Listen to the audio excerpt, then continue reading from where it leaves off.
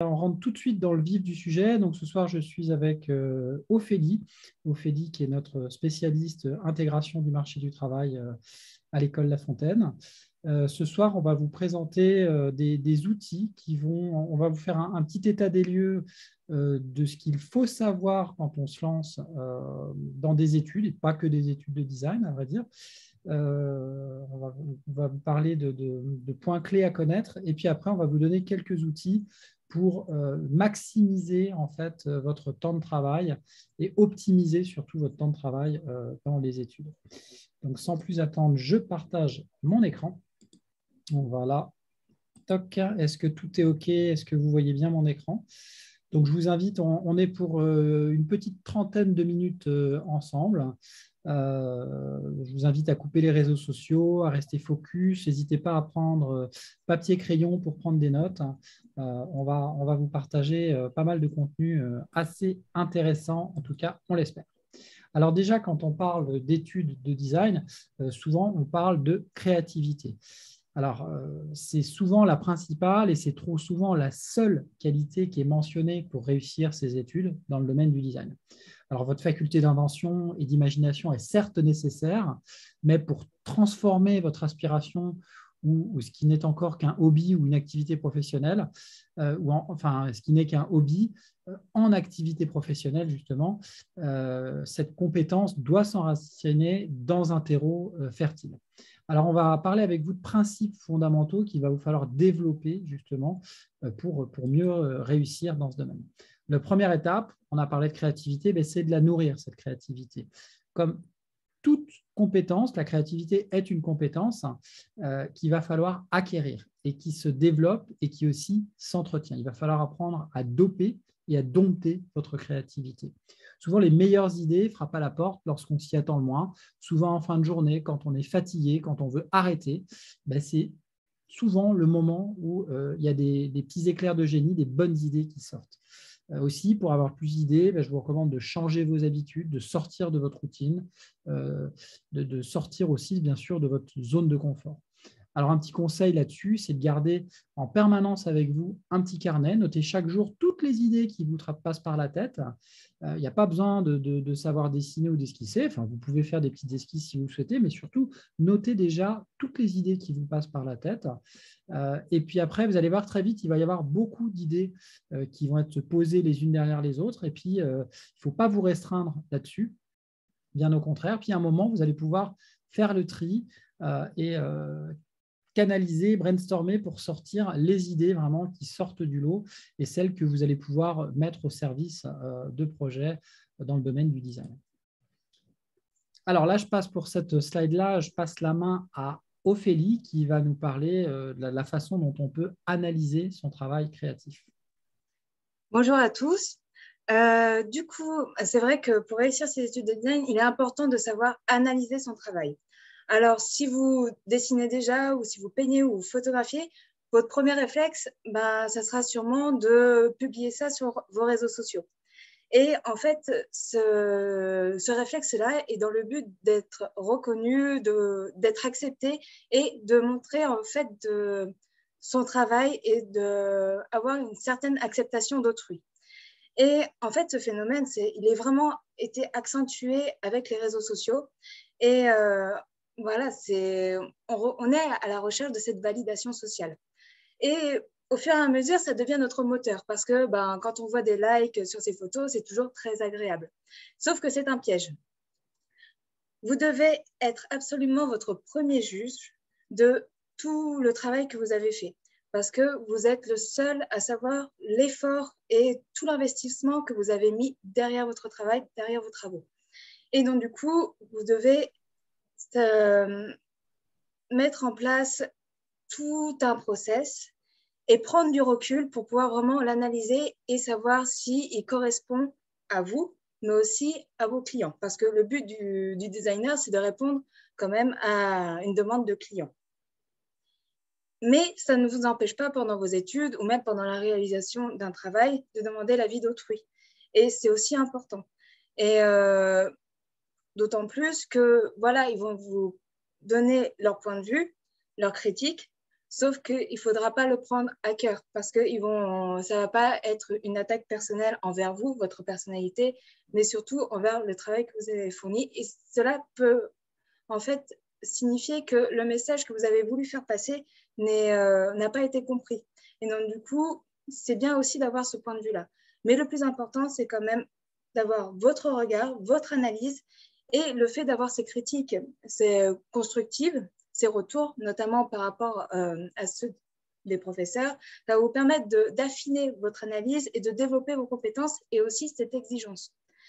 Et notamment pour savoir si votre travail est bon, c'est de vous référer au brief, au cahier des charges que vous a donné le client, tout en vous posant ces questions de savoir si est-ce que le message de mon affiche est compréhensible ou est-ce que l'intention que j'ai insufflée à mon administration est suffisamment perceptive par autrui, par mon audience, par ma cible que je souhaite viser.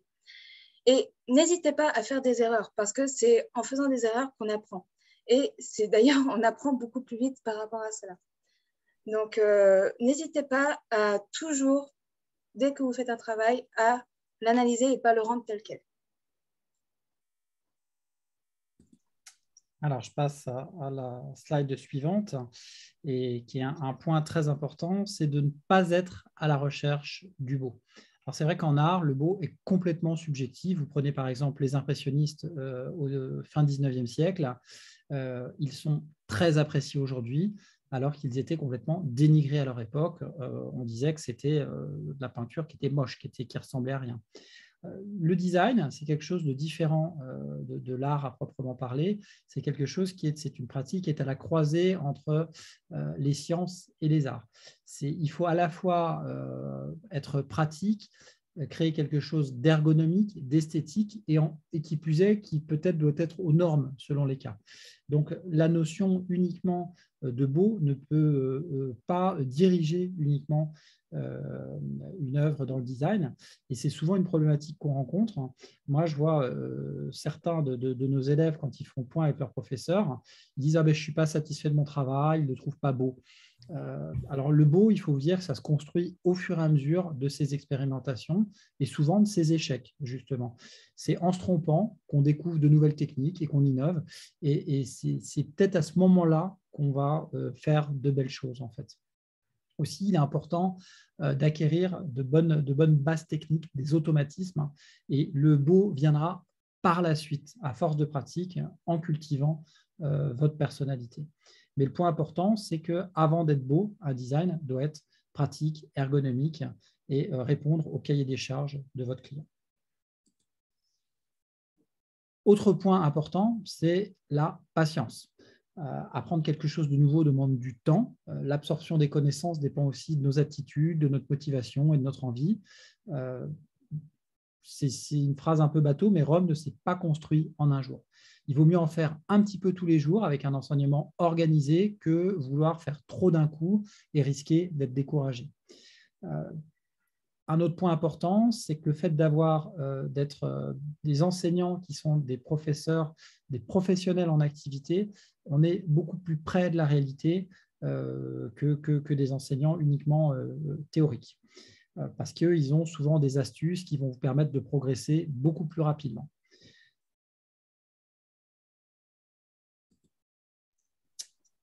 Alors, slide suivante, c'est pour Ophélie. Je te passe la main à propos du réseau. Oui, alors, tisser votre réseau pendant vos études, c'est vraiment important. Et ne serait-ce que déjà se confronter à la réalité du métier de designer, comme le disait Mathieu. Voilà, n'hésitez pas à présenter votre travail à des professionnels, même pendant votre formation. C'est important parce que vous allez avoir votre retour. Et du coup, ces retours sont vraiment précieux, et notamment par leurs conseils, car vous allez gagner en efficacité et vous allez aussi vous améliorer en fait dans la réflexion de votre travail et dans l'analyse. C'est ce que je vous disais tout à l'heure. Et à savoir, du coup, comme le disait Mathieu, nos professeurs sont des professionnels en activité. Et donc, voilà, une fois par semaine, il y a des sessions de correction. et pour nos e-learning. Et du coup, ces professionnels, ils corrigent voilà, en temps réel vos travaux. Et c'est là où ils offrent vraiment leurs précieux conseils pour pouvoir vous permettre d'améliorer votre travail. Et donc, par rapport à ça, au fur et à mesure de voilà, de votre amélioration de vos compétences, vous allez gagner en opportunités. C'est vrai que voilà, pendant votre apprentissage, vous allez pouvoir faire des stages, vous allez pouvoir aussi vous faire la main. Par exemple, sur votre entourage vous demande un projet, par exemple, de réaliser une affiche pour son association ou pour son groupe de musique, par exemple. Ben, faudra saisir ces opportunités pour pouvoir vous faire la main et vous confronter à la réalité du métier où ben, voilà, vous avez une demande client. Qu'est-ce que je vais pouvoir faire à cette demande client et pour pouvoir, bah, du coup, qu'il soit satisfait. Donc, c'est ces mises en situation qui sont réellement importantes pour pouvoir, en fait, dès que vous allez vous confronter à la réalité bah, du travail, en fait, recherche de métier, ou même pour vous lancer en freelance, ben, vous aurez déjà ben, de la matière pour votre book, parce que le book est très important pour les designers. Et c'est vraiment un gage de qualité. Mais c'est aussi, vous n'allez pas être dans le flou total à la fin de votre formation. Et c'est pour ça que nous, à l'École La Fontaine, on a voulu intégrer ces modules de communication et de marketing parce qu'en fait, ça permet de cibler, de mettre en valeur son travail et de répondre avec exactitude à ces demandes spécifiques qui sont ben, vraiment très importantes dans le métier de designer.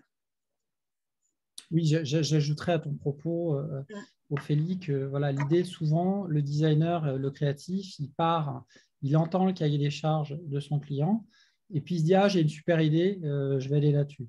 Sauf qu'il oublie justement de faire ce travail de recherche sur l'environnement économique de son client, de comprendre qui sont les clients de ses clients. Parce que le client du designer lui-même a des clients, et s'il fait travailler le designer sur un produit, que ce soit du design produit, que ce soit un logo, que ce soit un site internet, que ce soit du retail pour un magasin, l'objectif, c'est d'optimiser à la fois d'un point de vue esthétique, mais il y a un moment, il y a quelque chose qui va se vendre. Donc, si on ne connaît pas en fait l'environnement de son propre client et qui sont les clients de ses clients, on risque de répondre à côté de la plaque. D'où l'intérêt, en fait, en tant que designer et créatif, d'avoir des notions sérieuses de communication, d'économie et de marketing. Et j'ajouterais même que les personnes en reconversion professionnelle ben, ont un atout parce que par rapport au travail qu'ils ont effectué avant, à leur milieu, ils ont pu en fait emmagasiner un certain nombre d'informations et c'est un avantage quand ils vont devoir ben, se confronter à ces clients-là qui sont issus de leur ancien travail, de leur ancien milieu. Ben, ils vont pouvoir répondre avec exactitude à leurs demandes et ça, c'est vraiment un atout formidable. C'est ce qu'on explique souvent à nos élèves en reconversion professionnelle. On leur dit, gardez un pied dans votre ancien métier parce que c'est là que vous allez trouver vos futurs clients en tant que designer. Alors maintenant, on va justement vous parler, on va vous donner des astuces pour réussir des études. Alors, pas que à distance. Nous, bien sûr, on est spécialisé dans la distance, hein, mais toutes les astuces qu'on va vous donner fonctionnent, quel que soit le type d'études que vous voulez entreprendre. Alors d'abord, d'établir un planning. Méthode et organisation sont les clés de la réussite dans une formation et plus particulièrement à distance, puisque forcément, vous n'avez personne pour vous dire de vous mettre spécifiquement au travail à telle ou à telle heure. C'est pourquoi, dès le début de la formation, il convient de se définir un planning entre les différentes séances de travail ou apprentissage théorique et de répartir des plages horaires fixes qui pourront devenir flexibles en cas d'imprévu, bien sûr. Alors, si vous êtes salarié en parallèle, vous avez votre famille à gérer, mais pensez à vous fixer des plannings réalisables et en adéquation avec votre mode de vie. Il faut bien évidemment trouver le bon équilibre entre votre vie pro actuelle, votre vie de famille et puis les études que vous êtes en train de réaliser. C'est très important de se réserver un espace de travail.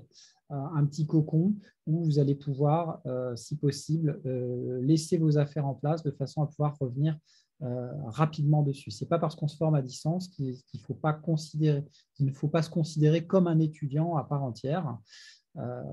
Et pour cela, c'est important de disposer de cet espace de travail, idéalement un endroit calme qui va vous permettre, qui va vous faciliter en fait la concentration. Si vous n'avez pas de place chez vous, pensez aux bibliothèques publiques, par exemple, d'autres espaces de coworking aussi éventuellement, qui sont des espaces partagés qui vont vous permettre de pouvoir travailler de façon convenable. Alors, comment gagner en efficacité?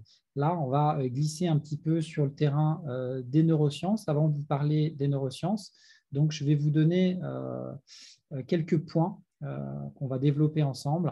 On va vous parler de l'effet de Dunning-Kruger, on va vous parler de l'impuissance apprise, on va vous parler des 4 phases de l'apprentissage, des 3 dimensions de l'apprentissage, la méthode Pomodoro, qui est une méthode qui vous permet d'augmenter votre productivité. On va vous parler de l'heure magique et de la sieste flash. Et tout ça dans les 20 prochaines minutes. Allez, c'est parti. Donc, j'attaque directement avec l'effet Dunning-Kruger. L'effet Dunning-Kruger, c'est un effet qui explique que moins on en connaît, plus on croit être compétent. Alors ça veut dire quoi? Ça veut dire que trop de confiance tue l'apprentissage. Alors c'est très bien d'avoir confiance en soi, vous allez voir, parce qu'on va vous expliquer que c'est important de gagner en confiance, mais pas trop. Et souvent, on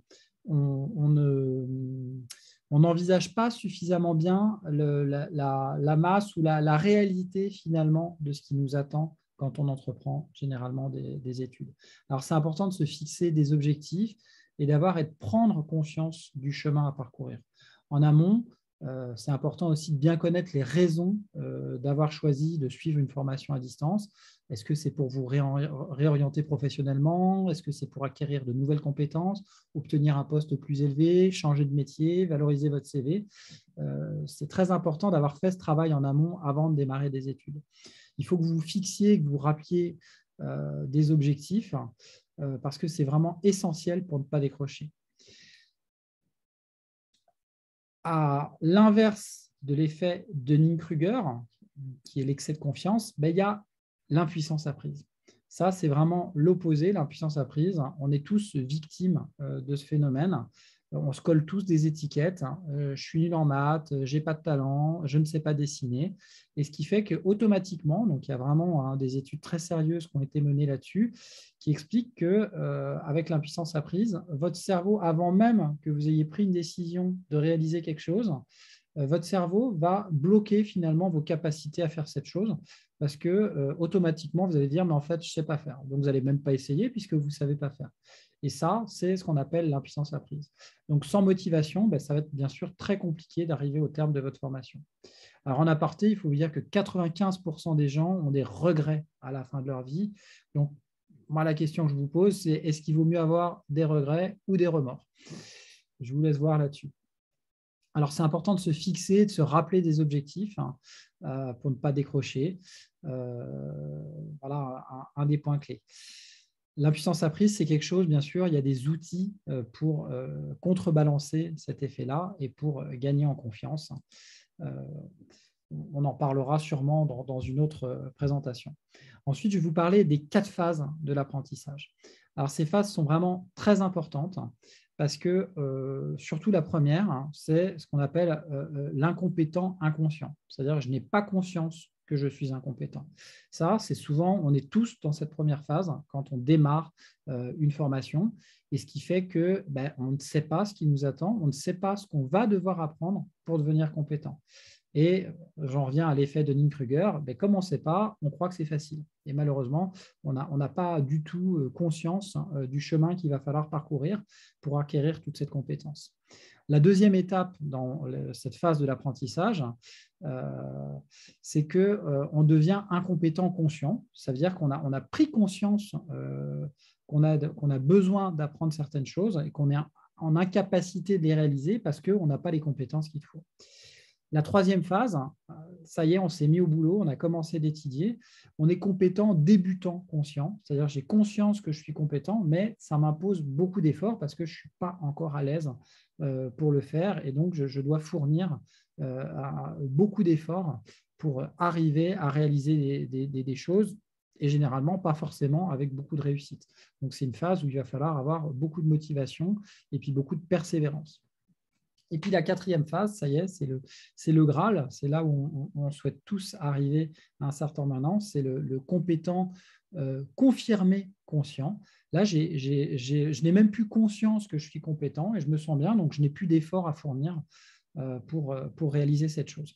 Le meilleur exemple que je puisse vous donner et que je pense parle à tout le monde, c'est la conduite. Voilà. On a tous appris à conduire et moi, je ne sais pas si vous avez des enfants, mais moi, mes enfants, ils me disent « Non, mais apprendre conduire, papa, c'est facile. » Voilà. Et on est tous passés par cette phase-là où on s'est retrouvés entre je suis passager et ça a l'air très facile de conduire et puis ensuite je me retrouve avec 2 ou 3 pédales, un volant, plein de boutons partout, des rétroviseurs et je prends conscience que je suis complètement incompétent et que ça ne va pas être si facile que ça finalement de faire avancer la voiture sans en tout cas sans la casser. Et dans l'apprentissage de la voiture, on passe par toute cette phase pour arriver à cette compétence consciente où finalement, automatiquement, on met le clignotant, on accélère, on freine, on regarde en même temps dans ce rétroviseur, on n'a plus aucun effort à faire finalement pour conduire. Cela, pour finir sur les 4 phases de l'apprentissage, il faut vous dire que ça peut sembler évident et pourtant, le nombre de solutions de formation est si important que pour réussir, il convient en amont pour vous, en tant qu'étudiant, d'opter pour le cursus justement d'études qui est le plus approprié à votre mode de vie, à vos objectifs, à vos moyens. Ça, c'est des points clés. Derrière les 4 phases d'apprentissage, on a les 3 dimensions de l'apprentissage. C'est important déjà de les citer, on les connaît tous. Il y a d'abord ce qu'on appelle le savoir, qui est uniquement la théorie. Ensuite, vous avez le savoir-faire, qui correspond aux compétences techniques qu'on va acquérir. Et ensuite, vous avez le savoir-être, qui est le comportement qu'on va avoir avec le savoir et le savoir-être, et plus largement avec nos clients et les interactions qu'on va avoir avec toutes ces compétences. Il faut savoir que d'un individu à l'autre, vous devez, en fait, au fur et à mesure de votre apprentissage, découvrir. Certaines personnes ont besoin de d'abord démarrer par la théorie et puis ensuite être sur des cas pratiques. Beaucoup d'autres, moi c'est mon constat, passent plutôt d'abord, particulièrement dans les métiers créatifs, on a besoin d'abord d'expérimenter techniquement les choses, de découvrir qu'il nous manque des compétences, entre autres théoriques, et donc de dire ok, c'est bon, j'ai besoin de comprendre. Je vous donne un exemple tout simple. Voilà, vous voulez devenir architecte d'intérieur, vous intéressez à la décoration d'intérieur, vous dites voilà, elle est magnifique cette pièce, je vais commencer par je veux la redécorer. Il va falloir commencer par faire une petite esquisse pour pouvoir disposer les meubles, les futures couleurs, faire une proposition finalement d'agencement de cet espace. Pour fabriquer cette proposition d'agencement, il va falloir avoir des notions de perspective. C'est uniquement en vous confrontant au dessin d'un simple cube, parce qu'une perspective, c'est jamais que le dessin d'un cube vu d'intérieur pour fabriquer une perspective. Si vous n'y arrivez pas, là, vous allez dire, OK, j'ai mon objectif, c'est d'arriver à dessiner une pièce vue d'intérieur parce que j'ai envie de mettre le canapé là, les étagères là, etc. Et j'ai besoin d'apprendre la perspective. Là, souvent, quand on fonctionne dans ce sens-là, on apprend beaucoup plus vite la perspective à 2 ou 3 points de fuite parce qu'on a un objectif très concret derrière qui est de pouvoir réaliser son projet.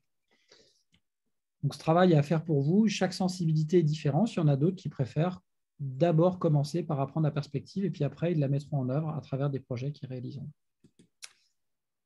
Il y a une méthode. Est-ce que tu peux nous parler, pardon, je t'ai coupé la parole, de la méthode Pomodoro? Donc là, je la pitch juste parce que moi, je l'aime beaucoup, cette méthode. C'est comment gagner un temps considérable dans son travail en facilitant, en organisant en fait son temps de travail, justement. Oui, c'est vrai que du coup, parfois, on a tendance à être submergé dans ces tâches. Et quand on voit une to-do list qui est longue comme le bras, c'est vrai que ça peut être un peu compliqué de pouvoir s'organiser et de se dire de remplir ces tâches, d'accomplir tout ça dans les temps. Et c'est vrai que la méthode Pomodoro permet vraiment de se focaliser sur ces tâches, de gagner en productivité et de lutter contre une certaine procrastination parce que c'est vrai, on peut dire ça, voilà, ça peut attendre, mais finalement, non, ça vous retarde dans d'autres tâches qui peuvent être importantes. Et donc, du coup, ça permet aussi de travailler votre confiance en vous parce qu'il n'y a rien de plus satisfaisant que de rayer cette fameuse tâche que vous avez accumulée pendant des semaines et de la rayer de votre to-do list. Donc, la méthode Pomodoro, c'est vrai, part sur le principe qu'au bout de 45 minutes, on est plus productif.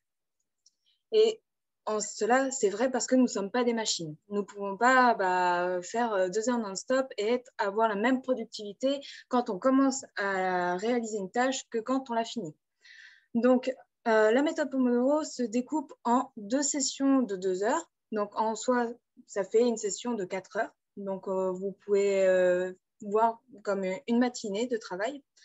Et donc, du coup, une session Pomodoro fait 25 minutes de travail intense et 5 minutes de pause. Et donc, du coup, cela, vous le répétez au moins 4 fois pour faire vos 4 heures. Et entre 2 sessions, donc du coup, la première session, vous faites 2 sessions et puis après, vous faites 30 minutes de pause. À savoir, entre une fois que vous avez fait vos 25 minutes et que vous enchaînez sur 5 minutes de pause, vous ne devez pas regarder votre téléphone, checker vos mails ou en fait, regarder un écran. Parce que c'est contre-productif. Vous devez vraiment vous aérer l'esprit. Et par exemple, en allant vous préparer un thé, un café, ou aller aux toilettes, ou même aller marcher quelques instants pour vraiment aérer votre esprit et enfin être frais et dispo pour enchaîner sur la tâche suivante. Si vous avez une tâche trop importante, vous pouvez la découper en plusieurs pomodoro. Si vous avez réussi votre tâche, vous pouvez la rayer de votre to-do list et enchaîner sur la tâche suivante. Et vous verrez vraiment en utilisant cette méthode, en vous organisant bien en amont sur les tâches à faire, à accomplir, par ordre de priorité, vous allez vraiment gagner en productivité et même en efficacité de travail. Et parfois, c'est vraiment très important, surtout quand on a la vie de famille à gérer et le travail plus sa formation, pouvoir se découper des tâches comme ça de 25 minutes ou plus, ça dépend aussi de vos capacités, ou même moins parce que ça dépend aussi de votre temps de concentration. Si vous avez tendance à être un peu, on va dire, être attiré par par tout l'environnement qui est autour de vous, déjà, coupez votre téléphone parce que ça va être une nuisance déjà de moins et mettez-vous absolument au calme. Et vous pouvez arranger du coup vos pomodoro en fonction du coup de cette présence d'esprit que vous pouvez accorder. Et voilà, mais c'est vrai que n'hésitez pas vraiment à vous organiser en amont pour gagner, faire vos tâches en temps et en heure. Comme pendant 25 minutes, je fais mon exercice d'aquarelle. Puis, 5 minutes après, je fais ma pause. 5 minutes après, j'enchaîne du coup sur l'exercice d'illustration, par exemple, pour vous donner un cas concret. Voilà, et ainsi de suite. Après, comme tu le disais très justement, il faut expérimenter. Donc, on va vous envoyer, tous ceux qui sont inscrits, on va vous envoyer un PDF avec la méthode détaillée. Les études montrent que par tranche de 25 minutes, c'est ce qui permet de gagner le plus en productivité. Après, vous l'adaptez. Ça peut être des tranches de 20 minutes, de 15 minutes, de 35. Tout ce qu'on sait, c'est qu'au-delà de 45 minutes, on est beaucoup moins efficace. Donc, à partir du moment où vous savez ça, 25 minutes de travail, 5 minutes de pause, 25 minutes de travail, 5 minutes de pause, ça 4 fois, et puis après, je fais une grande pause de 30 minutes. Mais l'idée, ce n'est pas de passer dans les 25 minutes d'une tâche à l'autre et de papillonner, parce que c'est comme ça qu'on est inefficace, c'est vraiment de se concentrer sur une tâche que vous avez à faire. Donc, bien évidemment, la méthode Pomodoro, on ne peut pas l'appliquer pour toutes les tâches de son quotidien, mais en tout cas, on peut s'en servir pour certaines tâches bien spécifiques et pour gagner en productivité là-dessus. Alors, maintenant, je vais vous parler de l'heure magique. L'heure magique, c'est quelque chose de tout simple, mais c'est formidablement efficace. Alors, moi, c'est quelque chose que j'utilise depuis quasiment une dizaine d'années maintenant. Ça consiste tout simplement, alors je sais que ça va en faire crier certains, mais vous allez voir, je vais vous donner la méthode derrière, c'est de se lever 1 heure plus tôt. Donc, de se forcer à se lever 1 heure plus tôt. Donc, forcément, si on se lève à 7 heures, ben, c'est de se lever à 6 heures. Si on se lève à 6 heures, c'est de se lever à 5 heures. En dessous de 5 heures, c'est qu'on a besoin de très peu de sommeil ou qu'on est insomniaque. Mais 5 heures du matin, ça le fait très, très bien. Et par contre, de consacrer 7 heures exclusivement à un projet qui vous tient à cœur. C'est 1 heure pour vous. Alors, le matin, je trouve que c'est beaucoup plus efficace. C'est pour ça qu'on parle de l'heure magique, parce que c'est 1 heure où généralement, vous allez pouvoir être seul. Si vous avez une vie de famille, de se lever 1 heure avant de lever ses enfants, c'est 1 heure que vous allez pouvoir consacrer à vos études, si vous en avez besoin. Ça peut être à une pratique sportive, ça peut être à pas mal de choses, à préparer un voyage que vous avez prévu, enfin, en tout cas à des activités qui vous tiennent vraiment à cœur. Alors oui, forcément, on perd 1 heure de sommeil, mais on réalise enfin des projets que peut-être on mettait de côté depuis des années parce qu'on n'avait pas le temps dans notre journée classique de réaliser ces projets. Et puis surtout, ce que je vais vous donner derrière, c'est la méthode pour récupérer en 5 à 15 minutes cette heure magique. Donc, vous vous êtes levé 1 heure plus tôt, vous allez dire, oui, je suis fatigué, ce qui est normal. On a tous besoin entre 7 et 9 heures de sommeil, ça dépend des gens, mais la moyenne, c'est ça. Eh bien, on a la fameuse sieste flash. La sieste flash, c'est quelque chose aussi à titre personnel que je pratique depuis des années. C'est vraiment, je ne peux que vanter vraiment cet outil. C'est un outil qui consiste tout simplement, alors c'est pas, on a cette image de la sieste après le déjeuner de la personne qui fait une sieste d'une demi-heure, 3/4 d'heure. Alors il y a plein de théories là-dessus. Moi je recommence la sieste flash, c'est vraiment entre 5 et 15 minutes et ça vous permet, ça s'est prouvé, de récupérer jusqu'à 1h30, l'équivalent d'1h30 de sommeil la nuit. Donc ça permet largement de quoi compenser l'heure magique. Donc, la NASA s'est intéressée au sujet. Ils ont fait des études. Pour eux, c'est 13% de productivité en plus. C'est 45 jours de productivité en plus par an. Michel Simès, médecin et animateur du journal de la santé sur France 5, lui a fait une étude et il considère que c'est un retour pour un euro investi, c'est 5 à 10 euros de retour. Alors, énormément de gens utilisent la sieste flash. Je vous donne quelques grands noms. C'est Salvador Dali, Winston Churchill, Einstein et beaucoup d'autres. Mathieu Rouget, par exemple, votre serviteur. Alors ça, je ne me mets pas, bien évidemment, je ne me compare pas à eux. C'était pour la blague. Mais ce qui est intéressant, Salvador Dali a mis vraiment à l'honneur, en fait, le principe de la sieste flash. Parce que lui, il disait que ça décuplait sa créativité. Alors, le principe est très simple de la sieste flash. Je vous le donne vraiment en quelques mots et après, il faut juste pratiquer. Et puis, c'est comme toute pratique, ça ne marche pas dès le premier coup, on ne récupère pas tout de suite dès le premier coup. C'est vraiment au bout de plusieurs semaines, voire plusieurs mois, que vraiment on tire tous les bénéfices. C'est comme le principe de la méditation. Mais il vaut mieux pratiquer 10 minutes par jour que de dire je vais faire une grosse sieste ou une méditation 1 fois par semaine. La sieste flash, quel que soit l'endroit dans lequel vous êtes, quelle que soit la position, si vous ne pouvez que rester assis, vous vous asseyez, le dos bien droit, vous vous mettez si possible le dos sur un dossier, vous fermez les yeux et tout simplement vous écoutez votre respiration.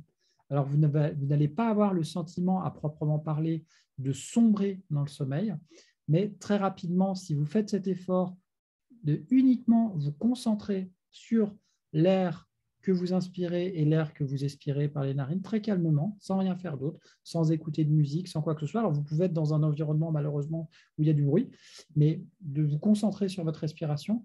Il y a un moment, votre esprit va lâcher, votre corps va se détendre, et en fait, mécaniquement, c'est à ce moment-là que vous récupérez. Et c'est au moment où vous vous avez le sentiment de peut-être sombrer une demi-seconde et dire « Ah, j'allais m'endormir, mais zut, là, il y a un bruit qui m'a réveillé », c'est le moment où vous êtes au maximum de votre récupération. Je pourrais vous donner des dizaines d'exemples, mais par exemple, les marins, les skippers qui font les courses à la voile, il y a des études, on leur a mis des électrodes. On a découvert en fait qu'ils s'endormaient par tranche d'une demi-seconde dans le creux de la vague, alors qu'ils étaient aux manettes de leur voilier. Donc, il y a plein de techniques différentes sur la sieste.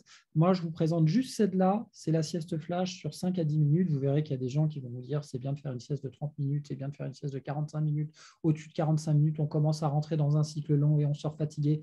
Mais 1 heure et demie, c'est bien. Qu'importe. Prenez un minuteur. Moi, le temps varie en fait. Donc, le principe, c'est vous prenez votre smartphone, vous vous asseyez. Si vous pouvez vous allonger, c'est encore mieux, dans un endroit calme, bien évidemment. Et ça, c'est vraiment l'idéal. Minuteur sur 5, 7, 12, moi, c'est 14. Je ne vais pas vous dire pourquoi. Et à chaque fois que le réveil sonne, j'ai l'impression que je venais tout juste de m'endormir. Je suis un peu groggy. Et puis 10 minutes après, par contre, je suis reparti pour 5-7 heures de boulot derrière. Voilà, sieste flash, vraiment méthode particulièrement efficace pour optimiser l'heure magique. Et puis, couplé à la méthode Pomodoro, vous avez vraiment 3 outils qui sont particulièrement efficaces pour gagner du temps et pouvoir réaliser des projets. Qui plus est, si c'est des projets d'études de design, on est en plein dedans. Alors, je ne sais pas si vous avez des questions à ce stade-là. On a fini notre présentation. On vient de passer une 40aine de minutes ensemble. Comme je vous ai dit, on va vous offrir le PDF de la méthode Pomodoro. On va vous envoyer ça par mail. Vous aurez tout le détail pour pouvoir réaliser au mieux cette méthode, l'expérimenter et puis voir si elle vous convient. Et puis, je vous annonce tout de suite le prochain webinaire qui sera sur le sujet. Ophélie, rappelle-moi. C'est un outil indispensable en fait que les designers ont besoin pour réussir. Ah oui, la compétence idéale. La Merci, compétence. je voulais vérifier que tu suivais bien.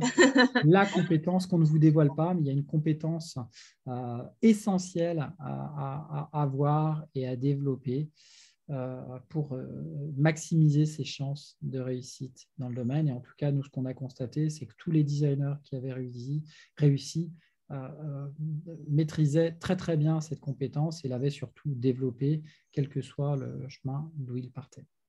Voilà, je vous remercie d'avoir écouté cette conférence. Je ne sais pas si vous avez des questions. Je vous laisse me faire un petit retour. S'il n'y a pas de questions, écoutez, on sait qu'on a tout dit, c'est parfait, on en reste là. Et je vous souhaite une bonne fin de journée. Je vous dis à bientôt. Au revoir. Bonne soirée et à très bientôt.